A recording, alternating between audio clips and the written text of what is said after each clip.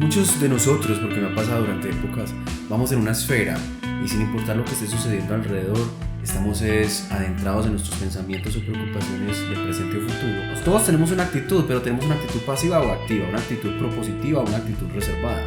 A los adultos se les enseña, a los niños se persuaden. El ser humano tiene una necesidad, un afán innato, una fiebre por dividir las clases sociales y por mostrar exclusividad y apartarse. Las personas que a veces consumen justifican su consumo con gente famosa. Es como cuando un adicto está separado de su sustancia durante más de 10 días. Empieza a tener comportamientos de una persona psicótica. Uno en la vida tiene que aprender a sufrir en silencio. Yo pienso que la mayoría de parejas que están juntas no se aman. Yo pienso que es difícil que el amor sea verdadero y genuino cuando hay abundancia.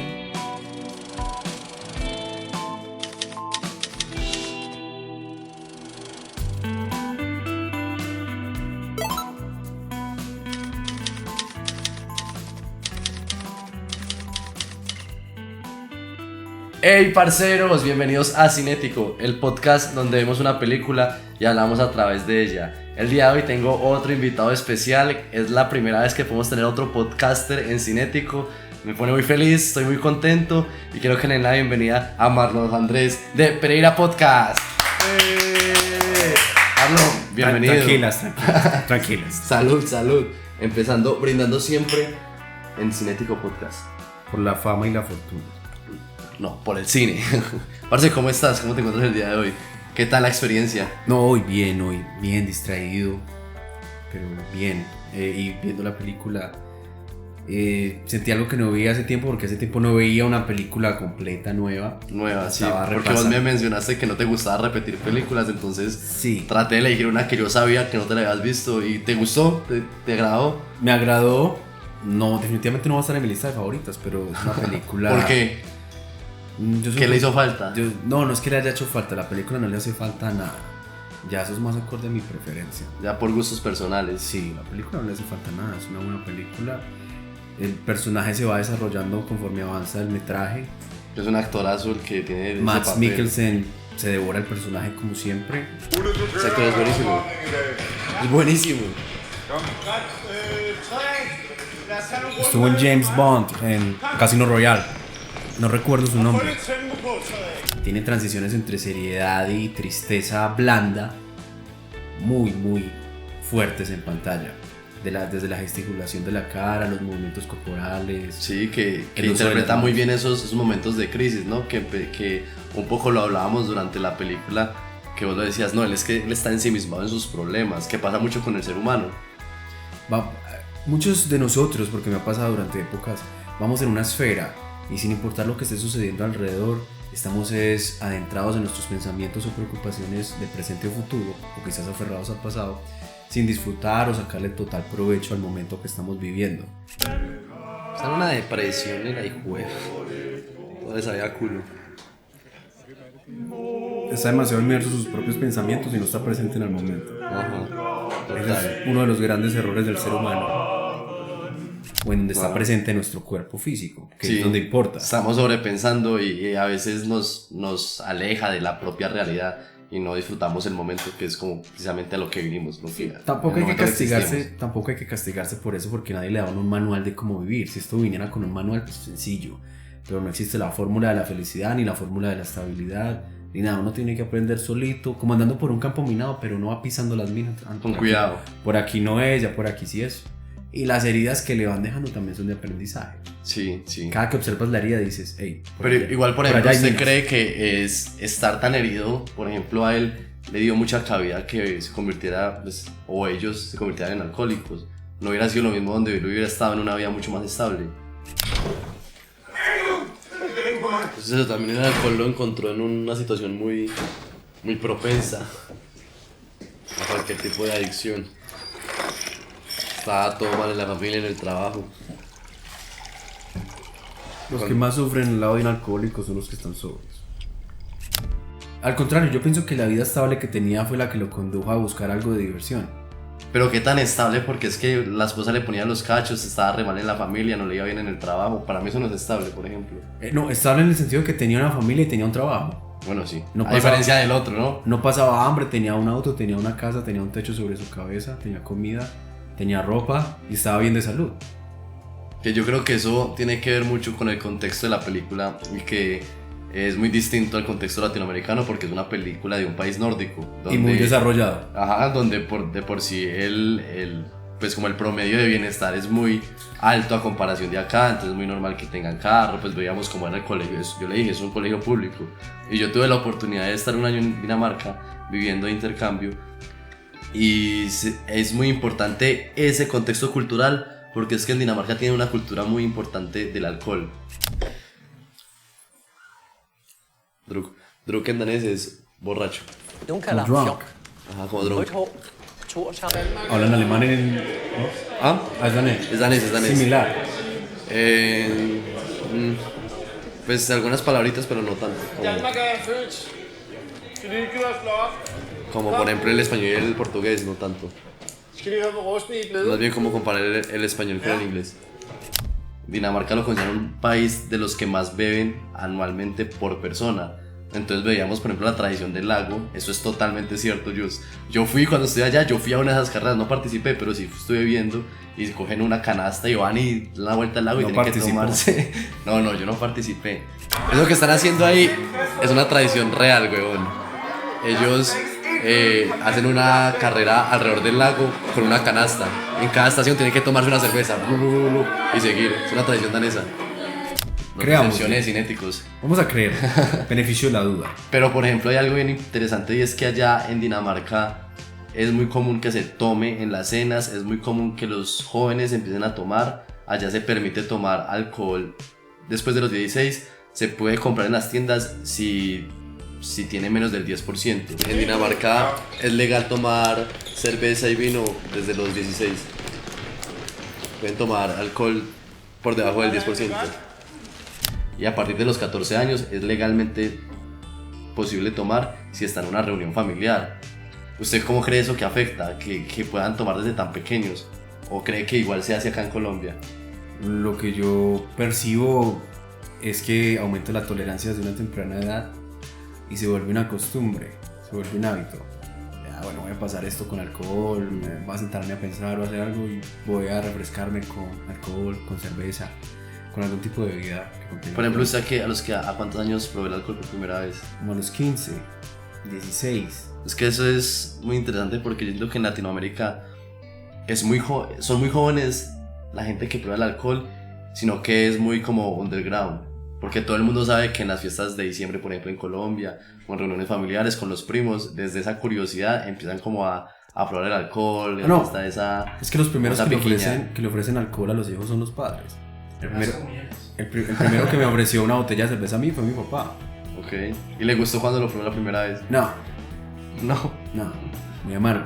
¿Y la segunda vez? Tampoco. ¿Y la tercera? Tampoco, pero... ¿Y esta vez?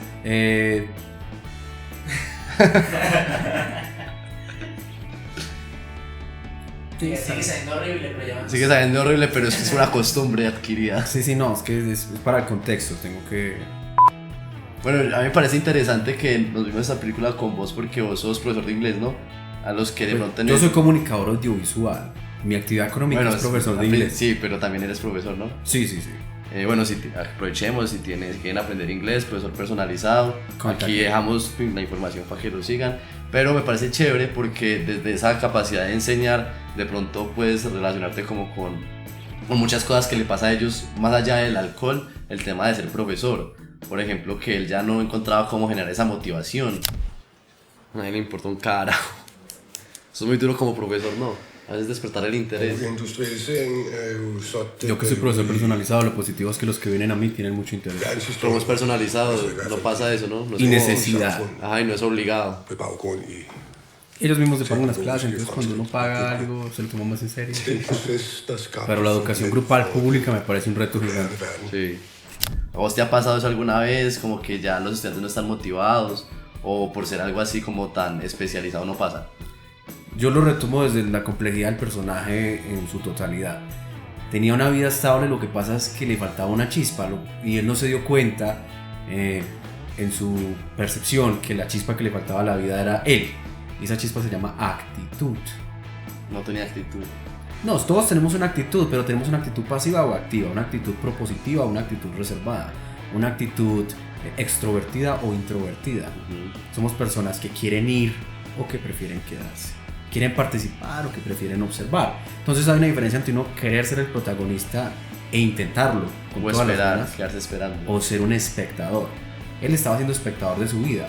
Iba a la clase, observaba, en casa observaba, tenía situaciones, nunca las enfrentó.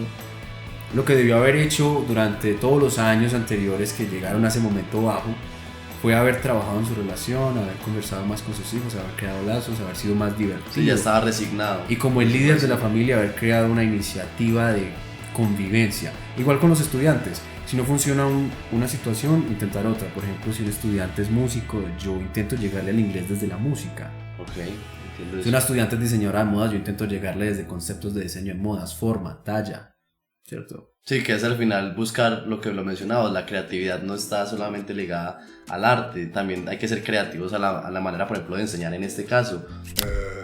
Ya como ya cambió, o sea, no solo la actitud, sino creativamente como propone la clase. Tiene un disparo en su creatividad.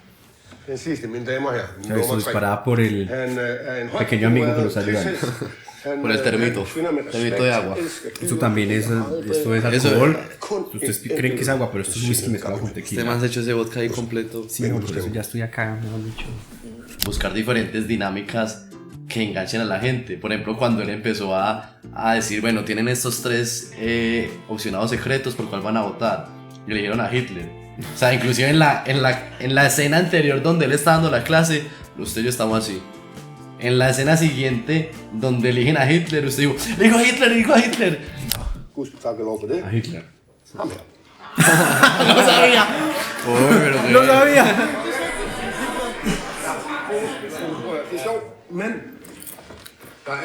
Pero qué chimba, pille cómo cambió la clase. Hitler lo logró. Hasta nosotros nos interesó más la clase. Ya de por sí, No lo dije, lo adiviné. lo adivinó, pero nos hizo meternos en la clase. Esa misma creatividad. Lo deduje. Entonces yo creo que está como esa dependencia a veces que la gente tiene con el alcohol o ciertas sustancias para impulsar esa creatividad en su vida. Sí, yo he dicho que no hay que tomar alcohol. Es mejor no hacerlo, ¿cierto?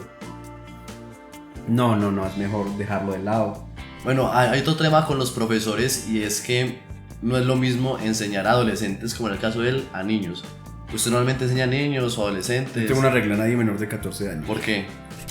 Y sobre todo con adolescentes. Creo que es más complicado que con niños. Lo que pasa es que el adolescente vive una gran frustración entre lo que quiere y lo que la realidad a su alrededor le brinda. Y no sabe bien cómo manejarla porque no hay un manual de cómo manejar eso en la vida. Entonces están en la etapa en la cual tiene que aprender a comportarse y definir su vida sin que nadie le ayude. Solo. Se siente solo que en realidad no está solo.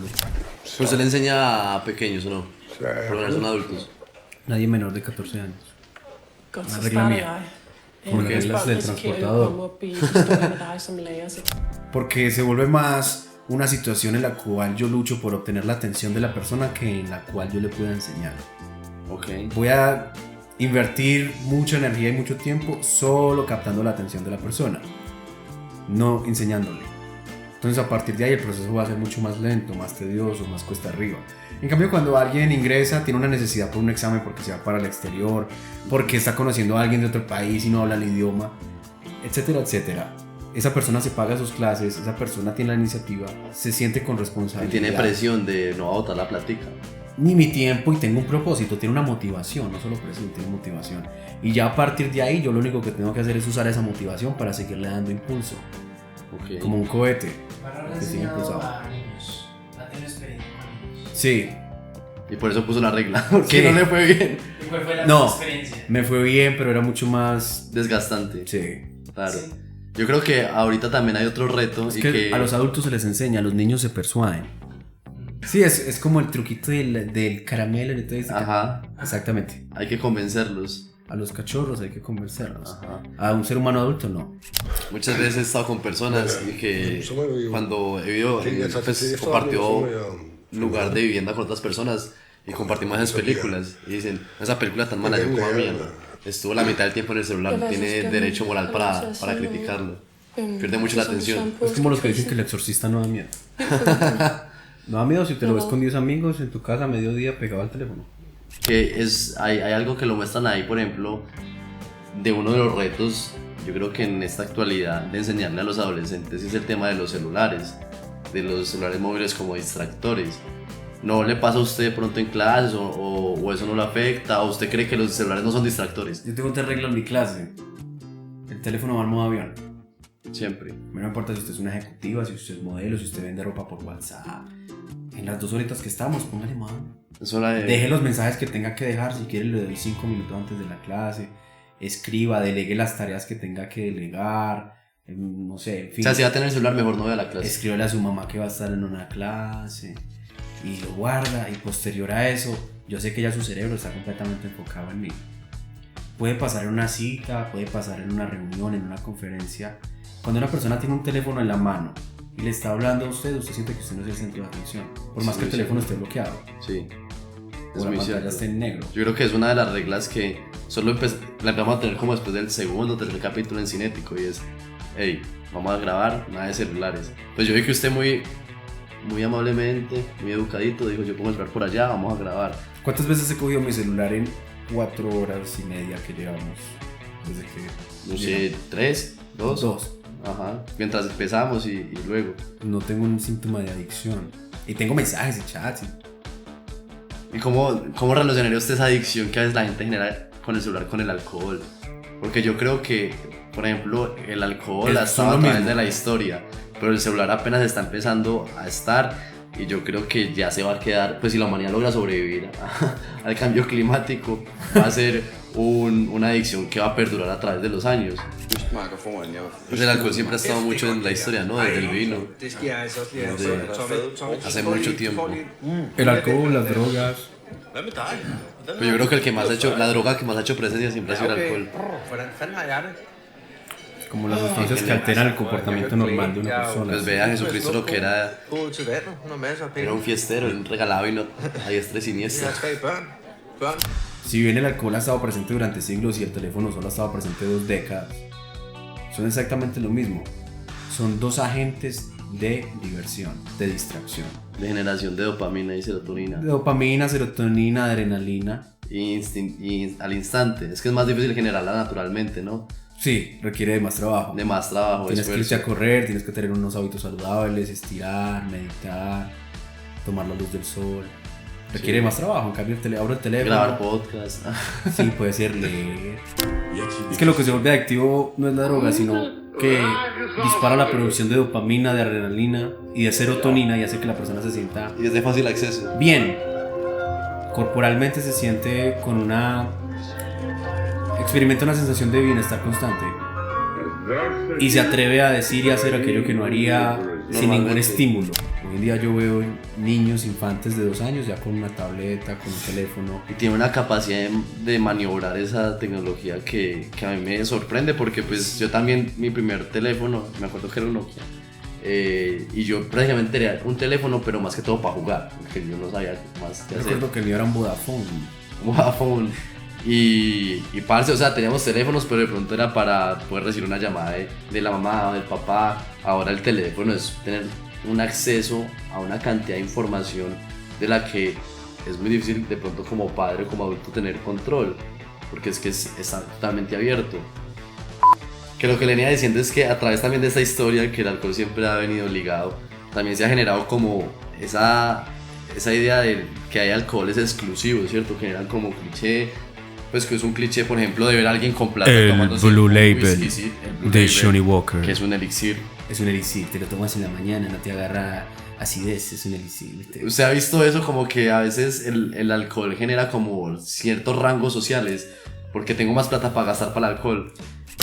Una vez estábamos en diciembre y un primo que vino de Estados Unidos trajo un Johnny Walker así, de label negro. Y unos maricas rompieron la botella y se regó. Era como $1 millón de pesos.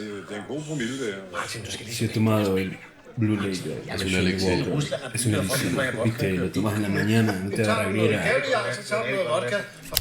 El ser humano tiene una necesidad, un afán innato, una fiebre por dividir las clases sociales y por mostrar exclusividad y apartarse. Ejemplo, en un avión hay clases sociales. Sí, está primera clase. Comercial, primera clase, ejecutiva, etc. Ejemplo, ahorita Bianca se jodió porque Bianca ahora tiene unas sillas re incómodas en clase económica. Son una porquería porque, o sea... Son chiquitas. No, ellos empezaron para ahorrar, cogieron y lo que hicieron fue reducir el espacio y no se reclinan, o sea, le quitaron un montón de comodidades, pero para que la gente se anime más a comprar las sillas normales de antes, que ahora son otra clase, que siga habiendo la primera clase, pero simplemente generan incomodidad para que la gente diga, ay, es los que tienen la capacidad de pagar, decir, no, yo voy a pagar otra clase social más alta, para tener esa exclusividad.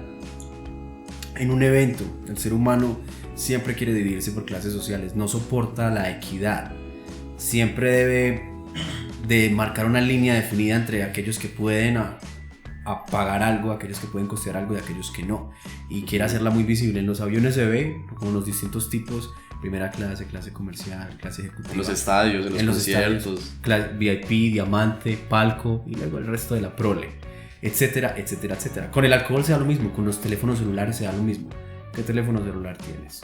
¿Qué auto conduces? ¿Qué marca es? Etcétera, etcétera. ¿Qué alcohol vamos a tomar? ¿A qué lugar vamos? claro. Entonces no es tanto el hacer, sino la fachada. ¿En dónde? ¿Cómo se ve lo que hacemos?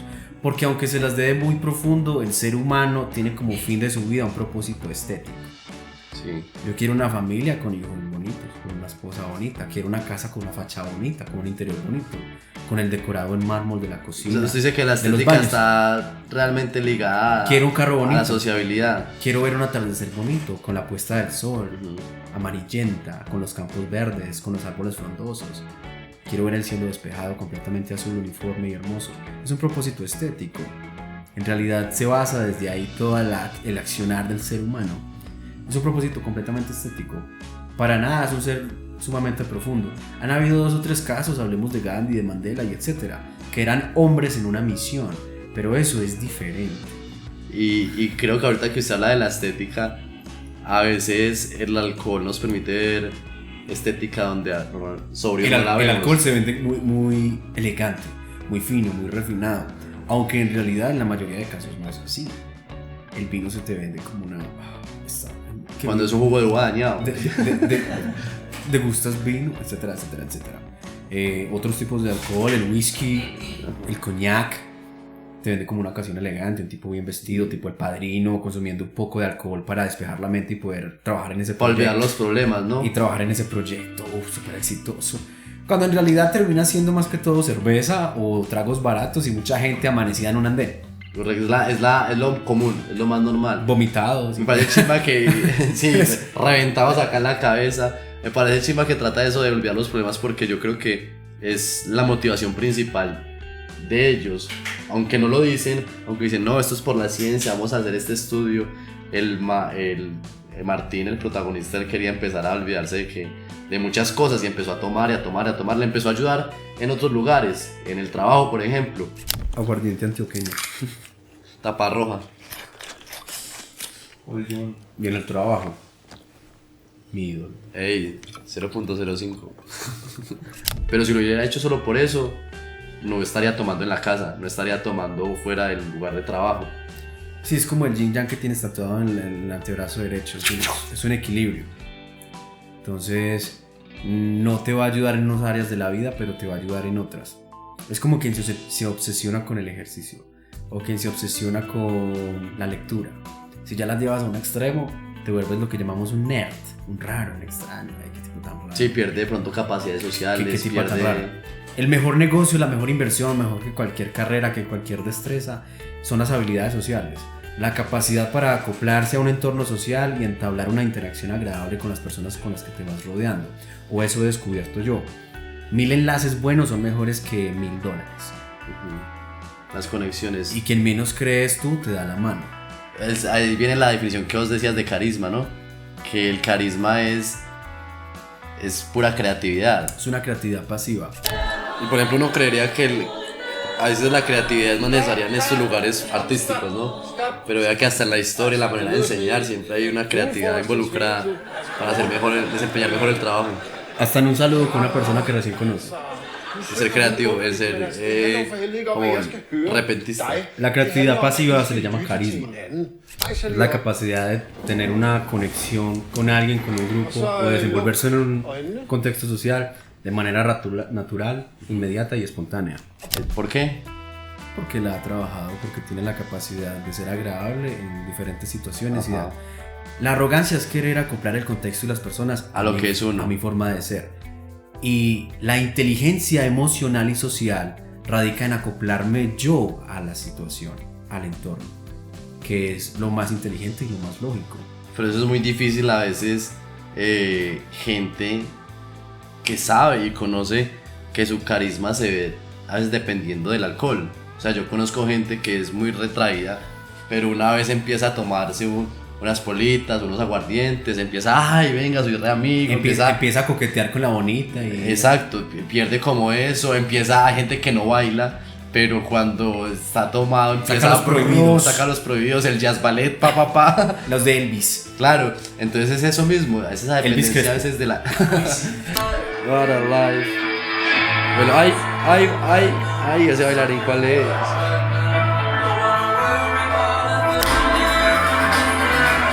Está entrenando. Ese se llama... ¿Se ha visto Avatar? Alcohol Control. Esa dependencia de la creatividad. En muchos casos, pues a veces digamos que no solo el alcohol, porque el alcohol es una droga, pero drogas hay muchos, alucinógenos, que la marihuana, muchas opioides, drogas, etcétera, muchas drogas que permiten a ciertas profesiones en ciertos casos generar creatividad. Por ejemplo, yo creo que está muy normalizado que muchos artistas usen algún tipo de sustancias porque saben que les potencia la creatividad. Pero parece que yo no recuerdo dónde lo vi, pero hay cosas que recomendaban, por ejemplo, antes de una entrevista de trabajo, así, de una situación de presión, así un shotcito, solo uno, pues no emborracharse, no prenderse, pero para destensionar y liberar presiones que el cuerpo mismo y la mente generan.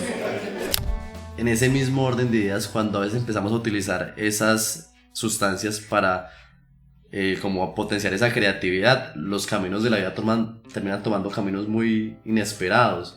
Llegar a crisis, no son como yo esperaba los caminos de la vida. ¿Usted cree en eso o cree que más bien los caminos de la vida a veces están definidos pero no los conocemos? Los caminos siempre resultan como uno los ideó. Los caminos de la vida no son como yo esperaba. Sí, yo creo que eso es... Uno nunca se termina de sorprender de las vueltas que da la vida y cómo uno se transforma y de los golpes que le da la vida. En el contexto en el que se presenta la película, que es el de un hombre de mediana edad de 50 y tantos años, deprimido, con emociones reprimidas, lo que sucede es que el capricho es lo que mata a la persona. El capricho es que yo quiero que haga X situación y resulta en Y. El capricho es que yo quiero salir con tal persona y tengo que salir con otra. Como querer tener el control. El capricho es que vamos a ir mañana a la piscina y necesito que haga sol, pero amanece un día súper lluvioso. Eso es el capricho. Entonces, cuando uno entiende que el mundo no se conmueve ni tiene ningún entendimiento de sus pretensiones, de su situación, de sus emociones, y acepta que uno tiene ese papel no de protagonista, sino de parte del mundo, deja de sufrir mucho y encuentra lo que llaman el estado zen, que es el de Kan, el equilibrio, listo para la guerra pero con la tranquilidad para escribir un poema. Las personas que a veces consumen justifican su consumo con gente famosa. Yo creo que eso pasa mucho cuando la gente justifica el consumo de cualquier tipo de droga, como es el alcohol. Que dicen, parce, esa persona es exitosa y fuma, o es exitosa y se emborracha, por ejemplo el pianista, y simplemente por eso ya dicen, no, yo puedo ser exitoso si sigo consumiendo esta sustancia. A mí me hace acordar de unos conocidos que consumían hongos. Se consumen. Siempre decían que Steve Jobs consumía hongos, Mark Zuckerberg, y a lo mejor sí. Mucho LSD consumían LSD, sintético. En la campaña de Petro que sale por allá todo borracho en la costa. Sí, con el calor se tomó. Las banderas rojas. Se tomó unos tragos con el calor y... También él ahí medio está autojustificando con esa clase que está dando. Que porque tal persona toma, lo hizo con Churchill tomó y ganó guerras. Y le dicen, no, es que se gana el premio y yo no sé qué, yo no sé cuántas. ¿Usted ha visto eso, no? Sí, lo he visto en conocidos que reflejan adicciones de personajes famosos que ellos toman como referentes para justificar su propia adicción personal. Me parece un mecanismo de defensa psicológico ante un problema evidente de autocontrol o de falta de autocontrol. Pero saben, nosotros tenemos mecanismos psicológicos de defensa todo el tiempo. Porque una persona cuando está triste o despechada por situaciones amorosas va y escucha música triste. Si lo vemos desde un punto de vista lógico no tiene sentido, o sea, porque te vas a, es como tener frío y meterte en una piscina congelada. Como que consume sustancias. Congelada no, una piscina fría. Sustancias depresoras como es el alcohol. Sí, por eso. Pero en realidad el cerebro lo que busca es comprensión. Inconscientemente. Es un contexto donde comprendan, un contexto triste, porque los tristes venimos acá y los alegres están por allá en otro lado, porque el jardín del vecino es más verde que el mío. Que es también ese como grupo social que se va generando dependiendo de los estados. Es decir, ellos seguían tomando y les gustaba tomar juntos, porque sabían que los otros tres también iban a tomar y los tres iban a emborrachar. Seguramente no se sentían tan cómodos con otros profesores, o ellos no parchaban con otros profesores porque no tomaban igual que ellos. Y esos grupos sociales terminan generando como esa presión a la hora de consumir alcohol o de hacer ciertas cosas que por ejemplo, él se iba a ir. Él en un punto dijo, no, yo me voy de acá. Y los vio a ellos, y ellos sin decirle nada, dijo, nah, yo me tomo este trago. Y se emborrachó horrible. Es que es también la presión social, ¿no? Porque uno como ve, cómo se dice a sí mismo que no va a seguir tomando más cuando ve que el otro le está yendo bien tomando. Y ni siquiera ya es un famoso, sino el mismo amigo. Uno suele asumir que todos somos iguales, ¿no? Cuando realmente a todos nos afecta de manera distinta. Todos vivimos condiciones diferentes, aunque las veamos muy similares, dentro de nuestra ingenuidad. La perra presión social. Y así va a ir. Le ha dicho que no. Es que lo que usted haga en la vida depende de qué tan fuerte sea su criterio, su carácter. Entonces, si usted está con un grupo de personas que siente que no le están aportando, pero son divertidas, que divertirse es muy distinto a estar creando, progresando, o innovando, o mejorando, usted puede elegir seguir con ellos o con ellas y no tiene nada de malo, es su vida. Usted verá en qué invierte sus años de vida. O usted puede elegir crear otro proyecto o no separarlos de su vida completamente, pero en ciertas ocasiones trabajar en otra situación en lugar de irse a divertirse con ellos o con ellas. Que yo creo que hay una escena que define eso en la película en la cual el protagonista se pudo haber ido, no pudo haber ido con su esposa, con sus hijos, mejorado su relación, etcétera, etcétera, pero decidió quedarse bebiendo. Entonces, de pronto no lo decidió tampoco, sino que ya el cuerpo tomó control. Va aumentando la tolerancia. Exacto. Y a medida que aumenta, se requiere más alcohol en sangre para obtener la misma sensación de bienestar. Porque es que el lío ahí con todo este tema es que a medida que se va consumiendo, se va ganando tolerancia. Y en ese mismo orden de ideas, yo siento que a lo que se gana tolerancia se va perdiendo carácter para decir sí o para decir no en los momentos críticos. Sí, es como cuando un adicto está separado de su sustancia durante más de 10 días.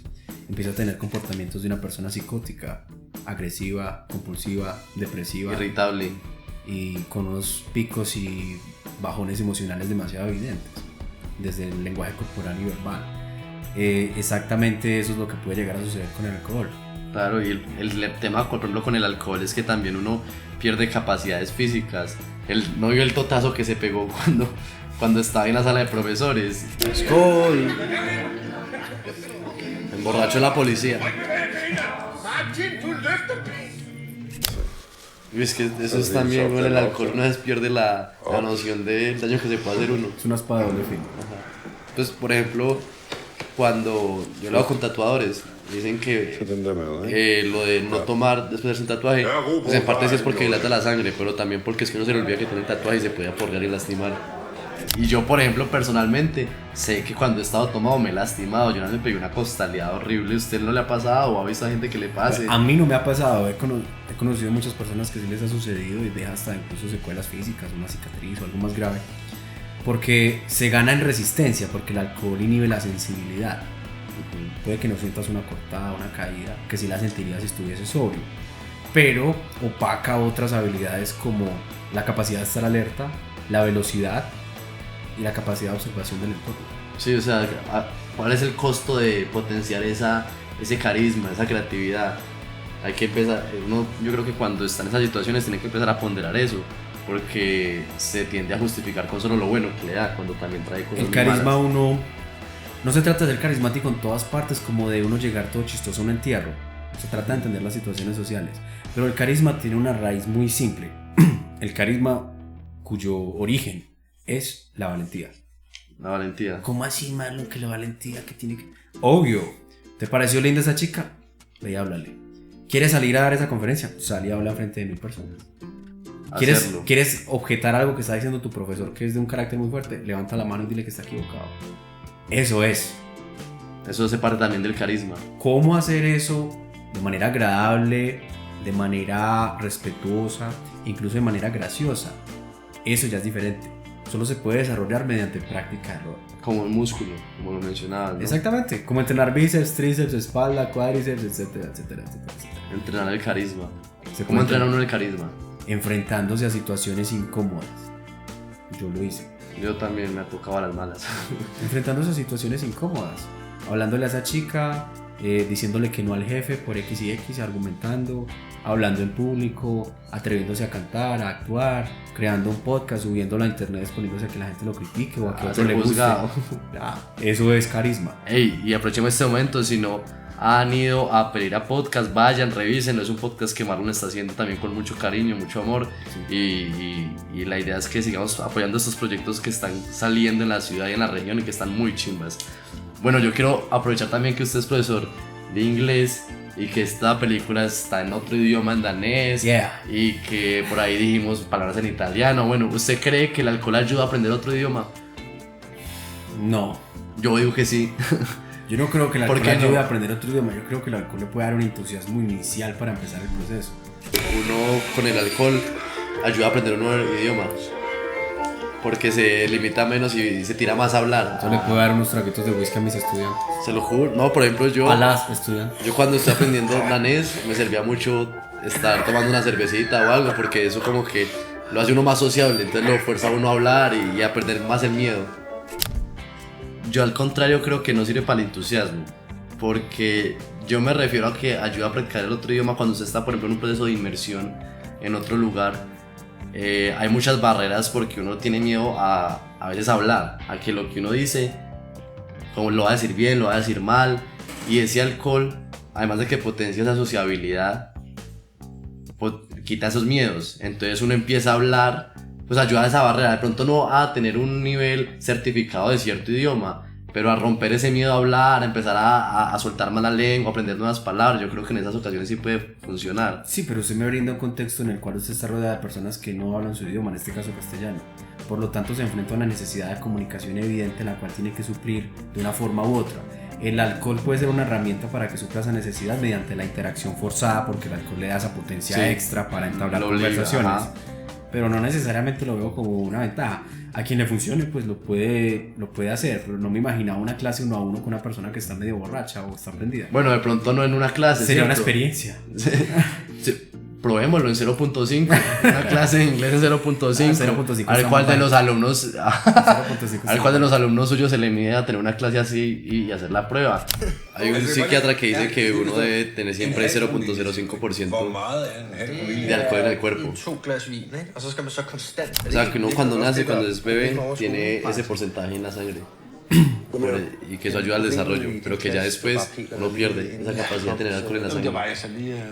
Porque es que yo sí, cuando yo tuve una experiencia en Dinamarca y cuando yo estaba allá, yo sí sentía que cuando yo me tomaba unas cervecitas, ojo, no emborracharme y no quedar sin conciencia, pero unas cuantas cervecitas lo ayudaba a uno. Es que en una noticia que dice colombiano amanece desjetado en una esquina de por allá en Dinamarca, y aparece por allá Esteban. Que vaya sentado al lado en un barco con un perrito. También busquen otra de colombiano amaneció en una taberna en Viena y aparece Esteban allá. Ich bin Esteban, Magni Papiere gana y Hablemos de otra cosa que hace el alcohol y es cómo afecta ese líbido, esas relaciones sexuales a veces, cómo afecta el alcohol en esas situaciones, cuando uno le va a entrar a una mujer o ya cuando uno está en el acto. No lo hacían hace por ahí 6 años. Eso es también muy cierto, el alcohol afecta mucho el líbido. Diría más que en el caso de la mujer. El hombre siempre lo tiene elevado. A ver, hay muchas maneras de acercarse a ese tema. Primero, el deseo sexual del hombre no requiere de motivación. El hombre se automotiva solito mediante la imaginación, mediante lo que observa. Entonces, por ese lado, el hombre no necesita el alcohol para tener un deseo sexual, por una mujer atractiva. Más bien para romper las barreras sociales. Más bien para tener el valor de expresar ese deseo, sea con mucho carisma o sea de la manera más torpe posible. Por el lado de la mujer sí requiere de cierta motivación para sentir un deseo absolutamente sexual y carnal por el hombre. Entonces, desde esa perspectiva sería más que afecta a la mujer porque deja de lado la timidez entre comillas, que no es timidez sino un mecanismo de filtración natural de la mujer, y la vuelve más al lado masculino, o sea, se vuelve más propositiva, al punto que hay mujeres, me ha pasado, que empiezan a tomar y se ponen coquetas. Sí. Y cuando no les gustan a uno, como en mi caso, como que hey, tranquila Sofía, que está tranquila, esa mano. Ojalá Sofía no extienda el podcast. ¿Qué va a haber eso?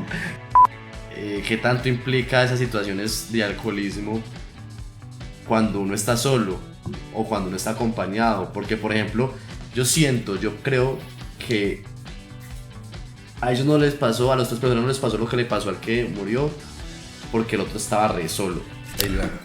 Es que de todos es el más solo, no tiene ni familia ni chimba.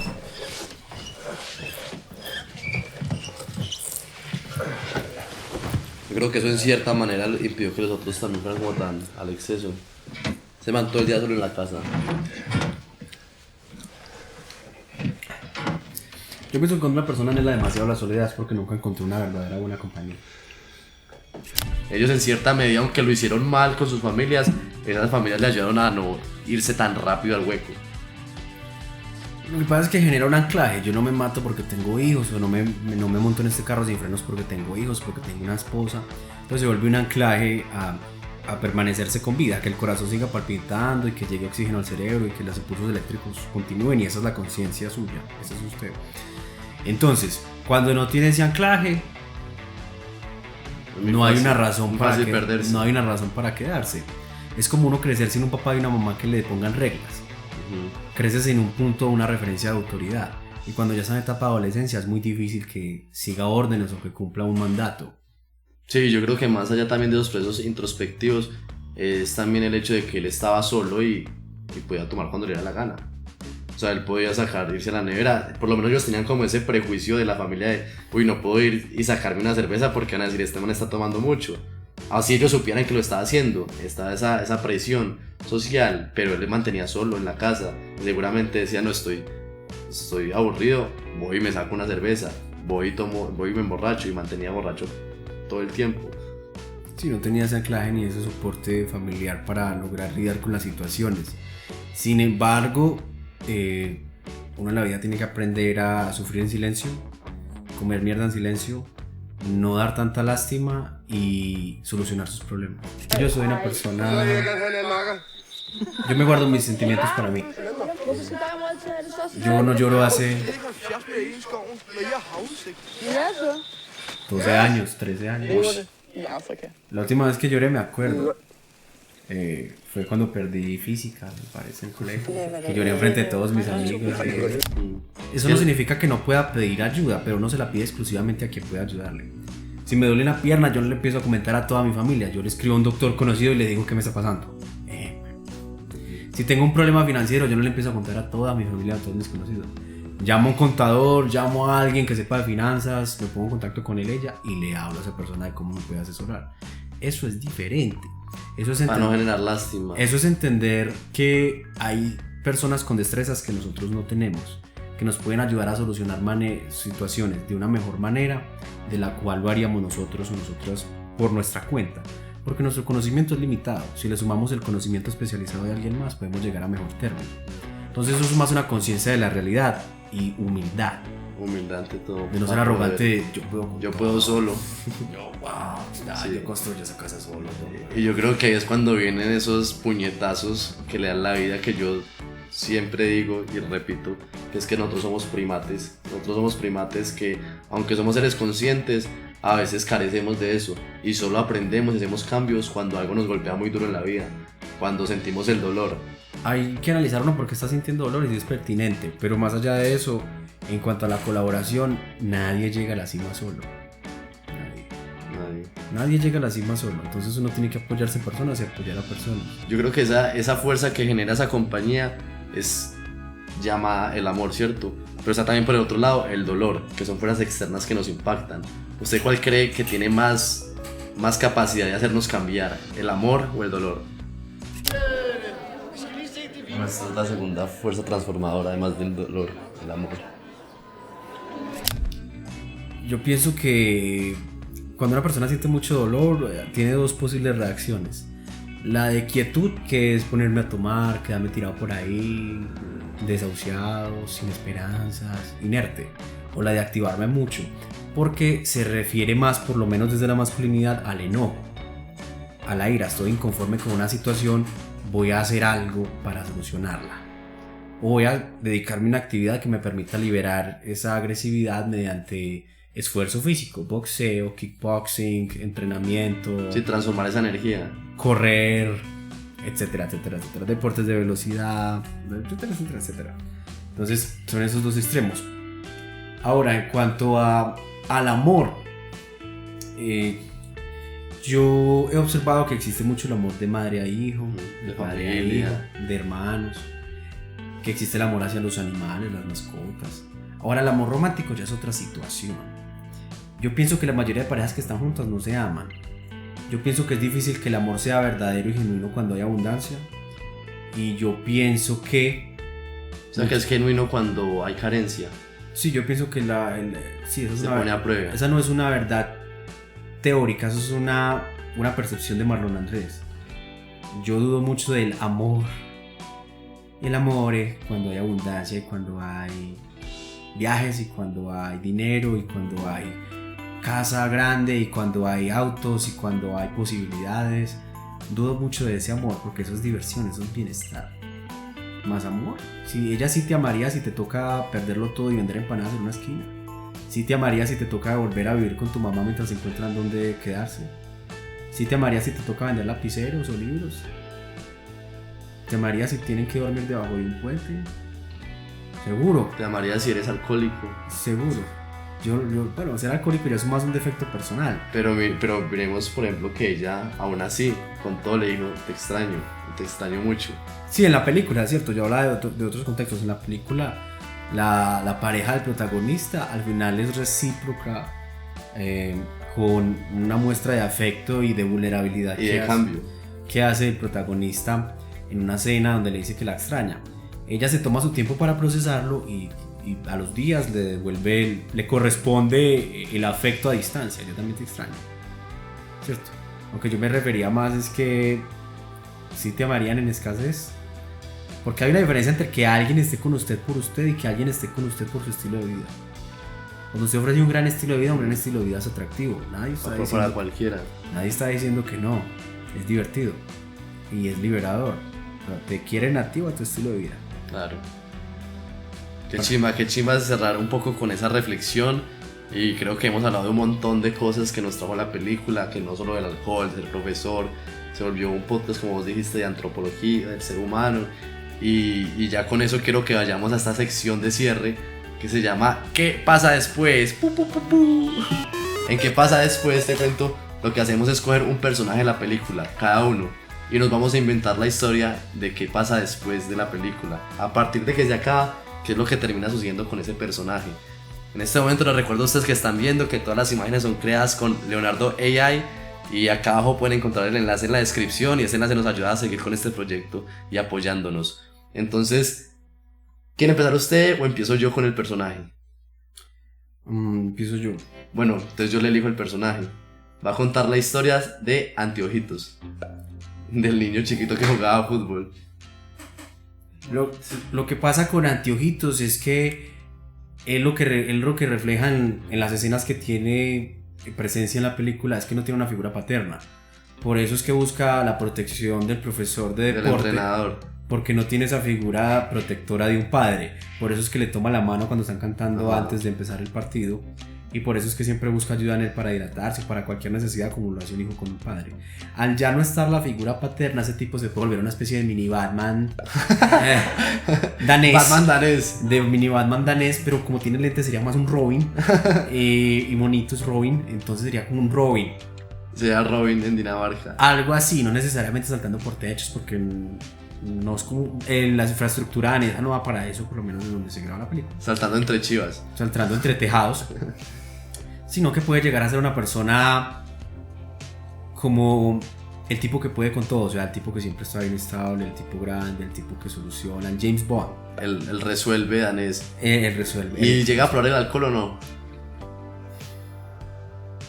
Yo creo que sí, pero entonces tendría un arco como el de Flecha Verde en Smallville, que a pesar de Flecha Verde ser un niño rico y tener muchos problemas con alcohol, termina dejándolo, uniéndose a la Liga de la Justicia, y etcétera, etcétera, etcétera. O sea, tiene una crisis con el alcohol, se deja de rescatar gente, pero después lo supera. Y pongo a Flecha Verde porque tampoco tiene padres y porque también es bonito. y puede que sea danés. Sabe. Y entonces él muere o nunca muere. ¿Quién? ¿O quién? El niño. ¿Quién lo derrota? Todos nos morimos. El héroe. Todos nos morimos. ¿Y cómo muere él? ¿Cómo muere? Yo pienso que muere de muerte natural. Ya viejito. Con una carta de la mujer amada en la mano. Uy. La mujer, Robin. Bajo un hermoso atardecer para que Robin nos queden bien. Así que la mujer. Para que nos queden bien los créditos. Epa. Batman y Robin como que eran novios, pero bueno, cada quien sabrá. Bueno, ahora me toca a mí. Elija usted el personaje. La esposa del protagonista. Uy, la esposa del protagonista, bueno. ¿Qué va a pasar con la esposa del protagonista? Hay un tema y es que ella le dijo, hey, te extraño mucho, y después de la película van a empezar a intentar las cosas. Pero como pudimos notar en el restaurante cuando hablaron, él estaba tomando agua, ella estaba tomando vino blanco. O sea que ahora por todo lo que pasó este man, ella va a empezar a pasar, pero no sino al 30%. Y va a empezar a tener un problema de alcohol. Él va a intentar estar con ella y se va a dar cuenta de lo difícil que es estar con alguien así. Va a recordar su situación, va a pedir el divorcio, se divorcia totalmente, pero como ella está en esa situación de alcoholismo, él termina con la custodia de los hijos. Pues igual ya están muy grandes, luego se van de la casa, queda él solo, y estando solo otra vez, sin esposa, sin hijos, vuelve a tomar. Vuelve a ser feliz, perdón, vuelve a tomar, cae en la reincidencia, pierde el trabajo, termina en la calle. Para esa época ya sería como jubilado. Está sentado, pues pasaron 5 años, no alcanzó a jubilarse. Está así sentado en un puente con una botella de trago acá, en y invierno. se le sienta una señora al lado y es la otra que también está en la calle. La mujer de él también se había terminado en la calle después de tantos problemas. ¿Y qué les queda a ellos? Compartir la última ronda. Y después Ese man escuchó muchas canciones de Julio Jaramillo antes de grabar esto. 0.05%. Y ahí terminan ellos dos tomándose un trago en un puente, mirando el atardecer.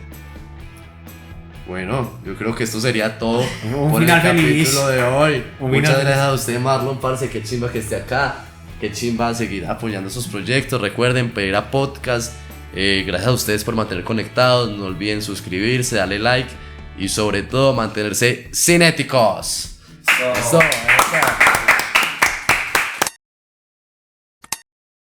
Así. Cuéntale pues qué es lo que dejó ahí. Sé el protagonista de tu vida. ¿Vos sos el protagonista de tu vida? Estoy en camino a ser el director, que es mucho mejor.